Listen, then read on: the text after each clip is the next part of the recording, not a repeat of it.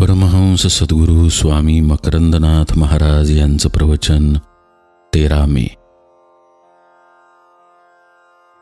परमात्मा जाणण्यासाठी सेवा.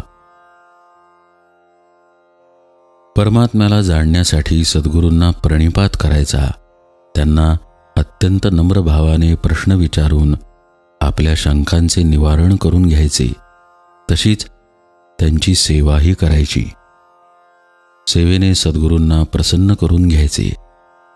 ज्ञानेश्वर महाराज म्हणतात, तरी तनुमनु जीवे चरणासी लागावे आणि अगर्वता करावे दास्य सकळ.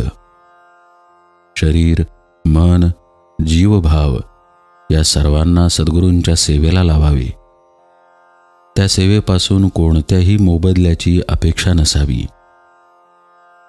आईचे पाय दाबून दिल्यावर त्याच्या बदल्यात मुलगा आईकडे मोबदला मागू लागला तर ती सेवा म्हणता येणार नाही. सेवा करणाऱ्याने इंद्रिय संयमन करणे आवश्यक आहे. त्याच्याजवळ विवेक असला पाहिजे. इंद्रिय संयमन म्हणजे अतिरिक्त विषयांचा त्याग करण्याचे धैर्य त्याच्याजवळ असावे. असे धैर्य, अशी हिंमत नसेल तर केलेली सेवा ही सेवा होऊच शकत नाही. कारण सेवा केल्याने होणारी चित्तशुद्धी त्याच्या असंयमित वर्तनाने नाहीशी होते. शरीराने सद्गुरूंची सेवा करायला मिळणे हे विशेष भाग्य असले तरी देहाच्या अंगाने सद्गुरूंचे सान्निध्य मिळण्याला मर्यादा असतात. एकनाथ महाराजांना जनार्दन स्वामींचे सान्निध्य मिळाले तसे क्वचितच कोणाला मिळाले. गुरुसेवा अनेक अंगांनी घडू शकते. सद्गुरुपदिष्ट साधना अतिशय श्रद्धापूर्वक प्रेमाने केल्यानेही सद्गुरूंची सेवा घडते. कारण सद्गुरू आणि त्यांनी दिलेली साधना हे दोन्ही एकच असतात. तत्वम पदार्थ चिंतन करणे म्हणजेच परमात्मतत्व आणि मी जीव हे एकरूपच आहोत याचे चिंतन करणे, ही सुद्धा सद्गुरूंची सेवाच आहे. स्वामी माधवनाथ पावसला गेलेले असताना सद्गुरू स्वामी स्वरूपानंदांना म्हणाले, अनेक साधक इथे अंगण झाडणे, सारवणे, आपले कपडे धुणे, आपल्याला वारा घालणे वगैरे सेवा करतात. माझ्या हातून मात्र अशा प्रकारची कोणतीच सेवा घडत नाही. त्यावर स्वामी स्वरूपानंद म्हणाले, तुम्ही ज्ञानेश्वरी सांगता ती माझीच सेवा आहे. तुमच्या ज्ञानेश्वरी निरूपणाला मी मनाने नित्य उपस्थित असतो.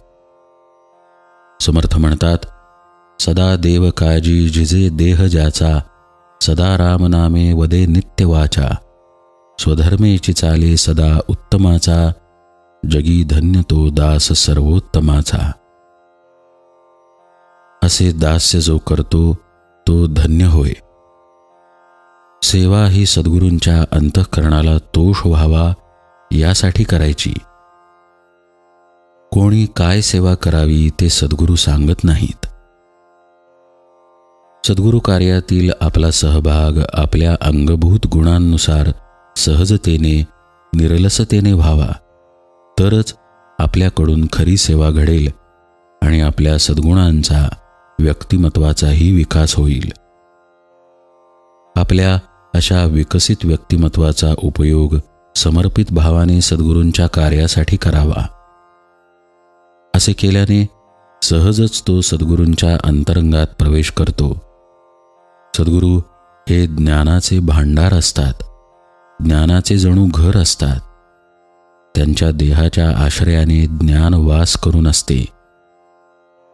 निष्काम सेवा म्हणजे त्यांच्या निकट पोहोचण्याचे माध्यम आहे.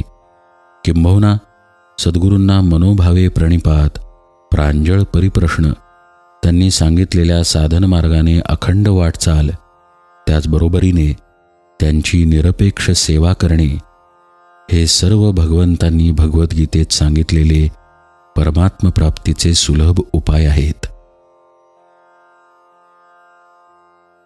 परमहंस सद्गुरू स्वामी माधवनाथ महाराज की जय. सब संतन की जय. जय जय रघुवीर समर्थ.